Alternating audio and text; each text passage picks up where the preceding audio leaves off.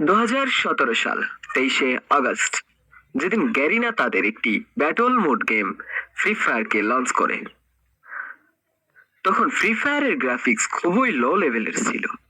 সময়ের সাথে সাথে যখন গেমটি খুবই জনপ্রিয়তা লাভ করতে থাকে, তখন গ্যারিনা গেমে পরিবর্তনও আনতে থাকে।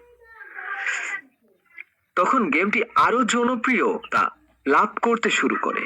2018 সালে তারা গ্রাফিক্স, ছোট ছোট বিষয় ও গেমের ম্যাপে দারুণ পরিবর্তন আনতে শুরু করে।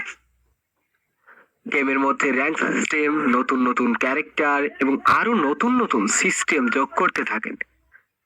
গেমটিকে জনপ্রিয় করে তোলার জন্য এভাবেই গেমে নতুন নতুন আপডেট, ইভেন্ট আসতে থাকে। এ সময় গেমটি ইয়াং জেনারেশনের কাছে খুবই জনপ্রিয় হয়ে ওঠে। এভাবেই এই গেমটিকে নিয়েই নতুন নতুন ইউটিউবার, কন্টেন্ট ক্রিয়েটর তৈরি হতে থাকে এবং গেমটি জনপ্রিয় হয়ে উঠতে থাকে আরো বেশি বেশি।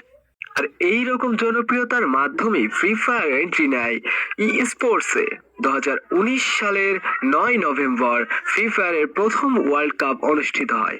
আর এরপর থেকেই ফ্রি ফায়ার ই স্পোর্টসে গ্রো করতে শুরু করে।